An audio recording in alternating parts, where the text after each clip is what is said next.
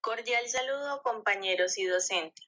El día de hoy les estaremos hablando de las principales estructuras del sistema nervioso periférico. Exposición a cargo de Andrea Camila Ríos Berrío, David Fernando Moreno García y Piedad Trujillo García, estudiantes de la especialización de Neuropsicología de la Educación de la Corporación Universitaria Iberoamericana. El sistema nervioso periférico consta de nervios craneales, nervios raquídeos y sus ganglios asociados, tema que a continuación estaremos tratando. Empecemos entonces con los pares craneales, recordando principalmente que son 12 y que surgen del cerebro y se irradian de su superficie después de abandonar la cavidad craneana a través de pequeños forámenes en la base del cráneo, por los cuales se extienden hasta sus destinos específicos. Esto a excepción del nervio olfatorio y el óptico, ya que serían extensiones del cerebro, es decir, que estos se unen directamente al prosencéfalo mientras que el resto se une al tronco encefálico. Desde un punto de vista fisiológico, los nervios craneales se dividen en tres categorías: nervios sensoriales, nervios motores y nervios mixtos o sensitivo-motores. Los nervios sensoriales son el nervio olfatorio, óptico y vestibulococlear, mientras que los nervios motores son el lóculo motor, troclear, abducens, accesorio e hipogloso. Por otra parte, los nervios mixtos o sensitivos motores son el nervio trigémino facial, glosofaringio y vago. En cada uno podemos considerar un origen real y un origen aparente. El origen real de un nervio craneal es el núcleo o núcleos donde acaban, es decir, la parte aferente, o donde empiezan sus fibras, es decir, eferentes. El origen aparente, por su parte, es el lugar de la superficie del sistema nervioso central por donde emerge. Empecemos con el primer par craneal, el nervio olfatorio. Este es un nervio sensitivo que contiene acciones no mielinizados que conducen impulsos nerviosos al sentido del olfato. El epitelio olfativo ocupa la parte superior de la cavidad nasal y cubre la cara inferior de la lámina cribosa y se extiende hacia abajo a lo largo del cornete superior. Su origen real es el epitelio olfatorio, concretamente en las células bipolares de la misma, y su origen aparente es la cara inferior del bulbo olfatorio ubicado sobre la lámina cribosa del etmoides. El segundo par craneal es el nervio óptico. Es un tracto que va desde la parte posterior del ojo hasta el quiasma y transmite información visual que captamos a través de los fotorreceptores de la retina del cerebro, con el cual podemos procesar e interpretar la información, es decir, es un nervio sensitivo especial para la visión. Su origen real corresponde a las células ganglionares de la retina y su origen aparente es el ángulo anterior del quiasma óptico. El tercer par craneal es el lóculo motor. Su función es completamente motora, controlando el movimiento ocular y el tamaño de la pupila. Es responsable de elevar el párpado superior, de girar el ojo hacia arriba y hacia abajo y además moverlo medialmente. Su origen real son originadas en dos núcleos.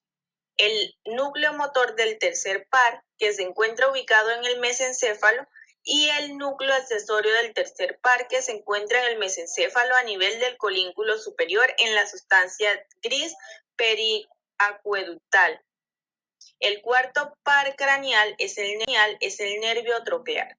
Es el nervio craneal pequeño que tiene como función motora e inerva al músculo oblicuo superior del ojo. En otras palabras, podríamos decir que el músculo oblicuo superior se ve inervado por el nervio troclear y consiste en movimientos de depresión, elevación del globo ocular, lo que quiere decir que se encarga de elevar o bajar la mirada. Su origen real se encuentra ubicado en el mesencéfalo cerca del colínculo inferior y su origen aparente emerge del mesencéfalo al lado del velo medular superior. El quinto par craneal o trigémino posee tres ramas terminales. Es un nervio craneal mixto compuesto por dos raíces independientes sensitivas y motoras. La raíz sensitiva va a recoger todos los impulsos sensitivos de la cara, cavidad orbitaria y cavidad bucal. además de la nasal, mientras que la raíz motora conduce los impulsos motores para los músculos de la masticación.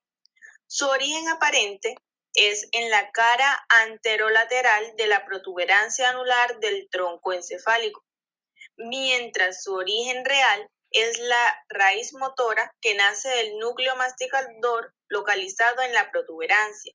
Además de eso, la raíz sensitiva tiene su origen real en el ganglio trigeminal o de Gasser, localizado en la fosa craneal media. El sexto par craneal es el nervio alduce. Este, junto al tercer y al cuarto par craneal, controlan los movimientos del lobo. Su origen real es el núcleo protuberancial ubicado por debajo del piso del cuarto ventrículo, y su origen aparente es el surco bulboprotuberancial a ambos lados del agujero ciego. El séptimo par craneal es el nervio facial, que también llamamos nervio de la mímica, de la expresión facial, de la fisiología de los distintos estados de ánimo del individuo, y es el que mantiene el tono de los músculos de la cara, expresando las distintas sensaciones. Su origen real se encuentra en el núcleo motor del nervio facial, en el núcleo sensitivo sensorial que se encuentra al extremo superior del núcleo solitario, y núcleos parasimpáticos en el núcleo salival superior y núcleo lagrimal, mientras que su origen aparente está ubicado en el intermediario de Westbeth, que emerge del surco bulboprotuberancial entre la oliva y el pedúnculo cerebeloso inferior. Seguimos con el octavo par craneal o nervio auditivo. Se origina en el ganglio espiral o ganglio de Corti. Sus neuronas bipolares envían sus prolongaciones dendríticas al órgano de Corti, y las prolongaciones centrales que forman el tronco del nervio coclear hacen sinapsis en los nervios cocleares. Tiene su origen real la rama coclear en el trayecto de sus fibras en el ganglio de Corti, y la rama vestibular tiene su origen real en el ganglio de Scarpa. Su origen aparente se encuentra ubicado en las raíces adosadas que emergen del tronco encefálico lateral de la cara lateral del bulbo. El noveno par craneal es el glosofaríngeo. Es un nervio mixto. Esto quiere decir que tiene fibras motoras como sensitivas y se encarga de la sensibilidad de un tercio posterior de la lengua, amígdala, piel retroauricular, tímpano y faringe. El origen real tenemos que consta de tres núcleos: el núcleo salivar inferior, el núcleo ambiguo y el tracto solitario, mientras que el origen aparente se encuentra en el surco colateral posterior del bulbo.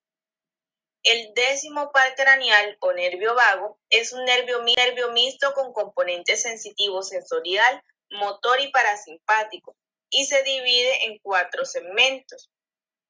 Su origen real se encuentra en las células del ganglio petroso que terminan a nivel del tracto solitario del bulbo. Su origen aparente está entre los nervios craneales accesorios y glosofaríngeo en el surco colateral posterior del bulbo raquídeo. El 11º par craneal es el nervio accesorio. Tiene la función motora puramente somática. Inerva los músculos esternocleidomastoideo y trapecio. Tiene su origen real en la médula espinal y en el bulbo, y su origen aparente está constituido por 2 raíces: la raíz craneal o bulbar y la raíz espinal o medular. Por último, el 12 par craneal es el hipogloso, que abandona el cráneo a través del canal hipogloso y pasa a los músculos de la lengua unas cuantas fibras propioceptivas de la lengua viajan dentro del nervio hipogloso y finalizan en el núcleo del trigémino, dentro del tronco encefálico. Su origen real en relación al ala blanca interna del cuarto ventrículo y su origen aparente es el surco preolivar. Ahora hablaremos de los pares espinales, o también conocidos como nervios raquídeos o nervios espinales. Son aquellos que se prolongan desde la médula espinal y atraviesan los músculos vertebrales para distribuirse a todas las zonas del cuerpo. Los músculos esqueléticos de nuestro cuerpo son inervados por nervios tanto motores como sensitivos, cuya función es recoger y transmitir la información al sistema nervioso central, desde donde se genera una respuesta efectora. Este grupo de músculos comprende más de 600 y se pueden mover a voluntad propia. Juntos comprenden el sistema muscular. La musculatura lisa y la cardíaca, por su parte, no forman parte de este conglomerado motor debido a que realizan movimientos de manera automática, de forma no consciente. Los nervios espinales entonces se pueden concebir como un nervio mixto que transporta señales motoras, sensoriales y automáticas entre la médula espinal y el cuerpo. Los nervios raquídeos se relacionan de forma directa con esta porción muscular para que sea posible los movimientos y el desarrollo del ser humano en un entorno tridimensional. Cuando hablamos de pares espinales es necesario hacer referencia a la médula espinal, debido a que la médula espinal se localiza en el conducto raquídeo de la columna vertebral, el cual está formado por la superposición con los agujeros vertebrales que conforman una sólida coraza que protege y envuelve a la médula espinal. La médula espinal tiene forma cilíndrica, es aplanada en su cara anterior, se extiende desde el bulbo raquídeo hasta el borde superior de la segunda vértebra lumbar y por su parte interior acaba en una forma cónica y es conocida como cono medular, debajo del cual encontramos la cola de caballo, que son un conjunto de raíces motoras sensitivas, lumbares y sacras. Las médulas espinales contienen materia gris que están recubiertas por materia blanca. Es desde allí donde se forman los nervios espinales. Desde esa materia gris salen dos raíces dorsales, una en la izquierda y la otra en la derecha, y dos raíces ventrales. Es importante mencionar que cuando hablamos de dorsal significa en la espalda o en la parte de atrás, y ventral significa adelante o en la parte frontal. Cada nervio espinal es un nervio mixto. Está formado por la combinación de fibras nerviosas de sus raíces dorsales y ventrales. La raíz dorsal es la raíz sensorial aferente y lleva información sensorial al cerebro. La raíz ventral es la raíz motora eferente y lleva información motora desde el cerebro. El nervio espinal emerge de la columna vertebral a través de una abertura o los agujeros intervertebrales o entre las vértebras adyacentes. Esto es así para todos los nervios espinales, excepto para el primer par de nervios espinal, que emerge entre el hueso occipital y el atlas, que es la primer vértebra. Cuando los nervios estaban fuera de la columna vertebral, se dividen en ramas. Está la rama dorsal y está la rama ventral. Entre la rama dorsal se encuentran los nervios que sirven a las porciones posteriores del tronco, que llevan información motora visceral, motora somática y sensorial somática hacia y desde la piel y los músculos de la espalda, que son los músculos hepaciales. Y la rama ventral contiene nervios que sirven a las partes anteriores restantes del tronco y a las extremidades superiores e inferiores, que son los músculos hipaxiales, que transportan información motora visceral, motora somática y sensorial hacia y desde la superficie ventrolateral del cuerpo, de las estructuras de la pared del cuerpo y las extremidades. También está la rama meningea, que es conocido también como nervios meníngeos o sinovertebrales recurrentes. Estos se ramifican desde el nervio espinal y vuelven a entrar en el foramen intervertebral para servir a los ligamentos, la dura madre, los vasos sanguíneos, los discos intervertebrales, las articulaciones facetarias y el periósteo de las vértebras. Los ramus comunicans contienen nervios autónomos que sirven a las funciones viscerales, llevando la información visceral motora y sensorial hacia y desde los órganos viscerales. Las ramas anteriores se fusionan con las ramas anteriores adyacentes para formar un plexo nervioso, que son una red de nervios interconectados que emergen de un plexo, los cuales contienen fibras de varios nervios espinales que ahora son transportados juntos a algún lugar objetivo. Los plexos principales incluyen los plexos cervical, branquial, el lumbar y el sacro. Es importante mencionar que los 7 primeros nervios cervicales salen del foramen vertebral que se encuentra ubicado sobre su respectiva vértebra cervical, es decir, el cervical 1 sale del canal vertebral entre el cráneo y la primer vértebra cervical. El cervical 2 sale sobre la segunda y así sucesivamente. Pero el nervio C8 sale debajo de la séptima vértebra cervical y el resto de los nervios espinales hasta el coxis, los cuales salen bajo sus respectivos cuerpos vertebrales. Es necesario que conozcamos también que los nervios se encuentran divididos en 31 grupos o hay 31 par de nervios espinales, los cuales se distribuyen en 8 pares cervicales, 12 torácicos, hay 5 raquídeos lumbares, hay 5 raquídeos sacros y hay uno que es el raquídeo coxígeno.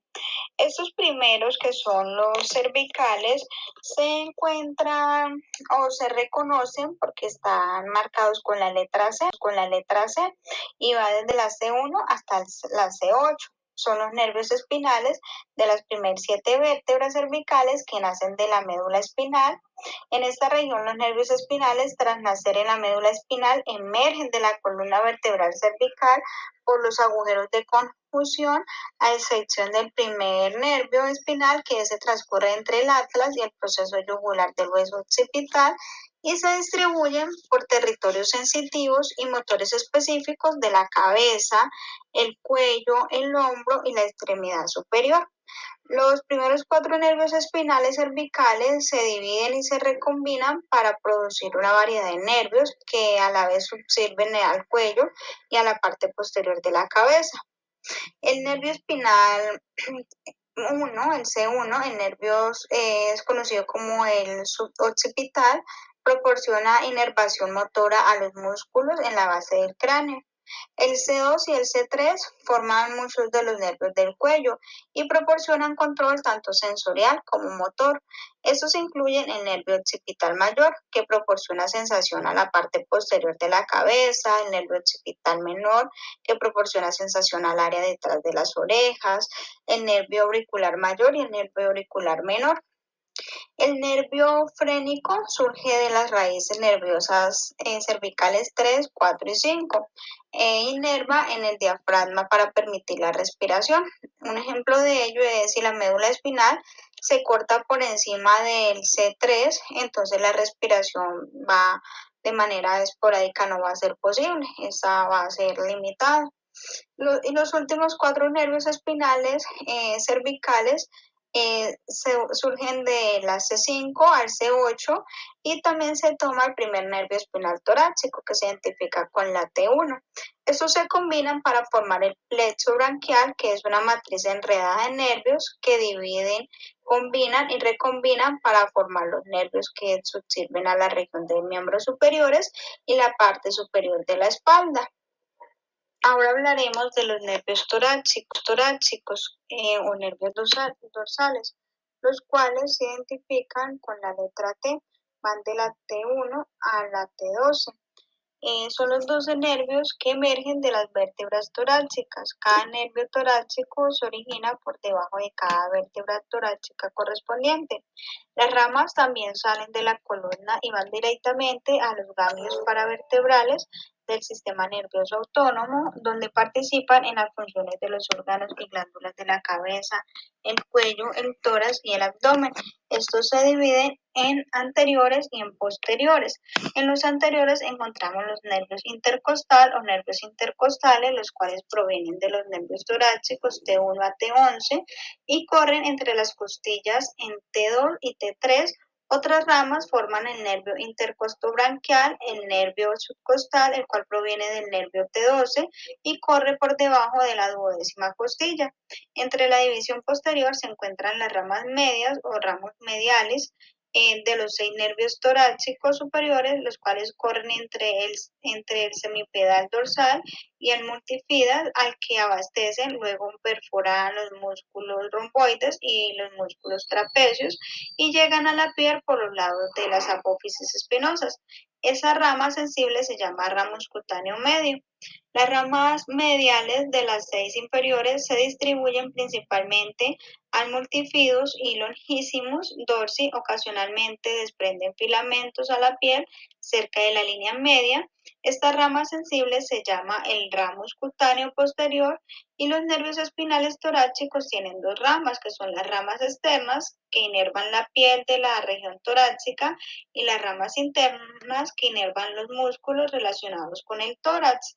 De las ramas torácicas 7 a la 12 anteriormente salen de las costillas para invadir el abdomen e inervando así los músculos y la piel a un plano que media el ombligo y la sínfisis púbica. El nervio subcostal o T12 da una rama anastomática al plexo lumbar y por otro lado algunas de sus fibras sensitivas se dirigen a la región glútea y la cara lateral del muslo. Ahora hablaremos de los nervios lumbares. Estos se identifican con la letra L y va desde la L1 a la L5. Los nervios lumbares son 5 nervios espinales que emergen de las vértebras lumbares. Se divide en divisiones posteriores y anteriores. Entre las divisiones posteriores encontramos las ramas medias de las divisiones posteriores de los nervios lumbares, los cuales corren cerca de la apófisis articular de las vértebras y termina en el músculo multifidus. Están los laterales que abastecen a los músculos erectores espinales y los 3 superiores que desprenden los nervios cutáneos que perforan la aponeurosis del latissimus dorsi en el borde lateral de los músculos erectores espinales y descienden por la parte posterior de la cresta ilíaca hasta la piel del glúteo. Algunas de sus ramificaciones llegan hasta el nivel del troncate mayor. Y entre las divisiones anteriores se encuentran los nervios lumbares rami anteriores que aumentan de tamaño desde arriba hacia abajo. Estas están unidas cerca de sus orígenes por los ramos comunicans grises de los ganglios lumbares del tronco simpático. Estos rami consisten en largas y delgadas ramas que acompañan a las arterias lumbares alrededor de los lados de los cuerpos vertebrales debajo del psoas mayor. Su disposición es algo irregular, ya que un ganglio puede dar rami a 2 nervios lumbares o un nervio lumbar puede recibir rami de 2 ganglios. El siguiente nervio es el nervio sacro, el cual se identifica con la letra S. Estos nervios son 5 pares de nervios espinales que salen del sacro en el externo inferior de la columna vertebral y las raíces de estos nervios comienzan dentro de la columna vertebral a nivel de la vértebra L1, donde comienza la cauda equina y luego descienden al sacro. Hay 5 pares de nervios sacros y la mitad de ellos surgen a través del sacro en el lado izquierdo y la otra mitad en el lado derecho.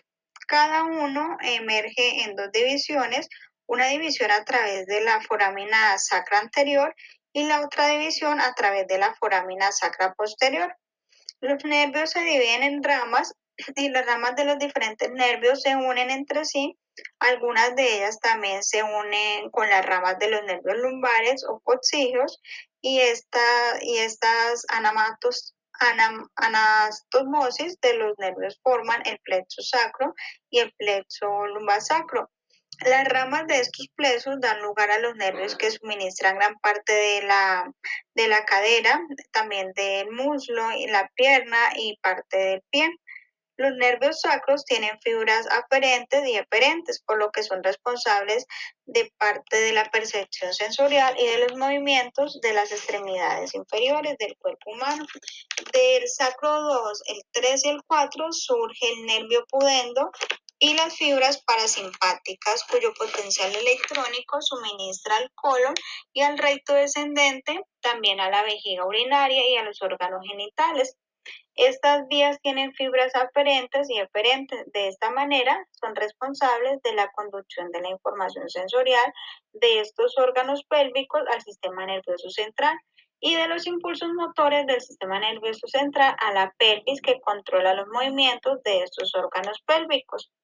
El siguiente nervio es el nervio coxígeno. El nervio coxígeno se reconoce o se identifica con la letra CO. Este nervio coxígeno es el último de los nervios espinales, es decir, es el número 31, el cual surge en el cono medular y ayuda a formar el plexo coxígeo e inerva la articulación sacrocoxígea y es una parte del elevador del ano. Ahora vamos a ver los ganglios y núcleos asociados al sistema nervioso periférico. Para empezar, vamos a ver los ganglios espinales. Estos ganglios por lo general se ubican detrás de las raíces del nervio, tanto dorsal como ventral. También vemos que los ganglios de la cadena simpática se comunican mediante el nervio espinal con una rama comunicante. Estos ganglios cumplen la función de llevar información tanto aferente como eferentemente, especialmente los ganglios de la cadena autónoma o el sistema nervioso autónomo, el cual veremos más adelante. El sistema nervioso autónomo, o también llamado visceral, se ocupa del control de los tejidos meta, o también músculo liso. Generalmente controla la musculación de órganos como el corazón, la de algunos vasos, pulmones, riñones, en general las vísceras y también las glándulas. Este sistema a su vez se divide en dos, el sistema simpático y parasimpático. El sistema simpático posee cuatro ganglios principales. El ganglio simpático superior, ganglio celíaco, ganglio mesentérico superior y ganglio mesentérico inferior. Mientras que el sistema parasimpático consta de cuatro ganglios. Ganglio ciliar, ganglio de Meckel, ganglio submaxilar y ganglio de Arnold. Cada sistema tiene una ubicación preferencial. El sistema simpático se ubica a lo largo de la médula espinal, mientras que el sistema parasimpático se ubica en el tronco encefálico. Estos núcleos o ganglios están asociados con las raíces nerviosas espinales, con los nervios espinales. Ahora vamos a revisar los núcleos del tallo cerebral, los cuales están asociados con los pares craneales. Para empezar, en el tallo cerebral se ubican 10 pares de núcleos, porque los dos primeros pares se ubican en un nivel más alto. A nivel del mesencéfalo encontramos que se ubican los núcleos del tercer par craneal, el núcleo motor ocular común, y el cuarto par craneal, el núcleo patético. Más abajo, a nivel de la base y la protuberancia anular, encontramos que se encuentran los núcleos del par 5, el trigémino, el sexto, motor ocular externo, y el séptimo, el núcleo facial. Y a nivel del bulbo raquídeo encontramos los núcleos del octavo par, el nervio auditivo, el noveno par, el glosofaringeo, del décimo par, el núcleo vago, el par número 11, el accesor, y del 12, el hipogloso. Por lo general, estos núcleos están asociados con varios pares, no suelen centrarse en solo un par. Un ejemplo de esto es el núcleo solitario, el cual se encuentra asociado a los pares facial, glosofaringeo y vago. Y bueno, la función de estos núcleos o ganglios, tanto espinales como craneales, es la de recepcionar la información y llevarla a otras zonas, como puede ser la corteza, el hipotálamo, el cerebelo, etc. Con esto terminamos la revisión del sistema nervioso periférico Espero les haya gustado y a continuación les dejo las referencias.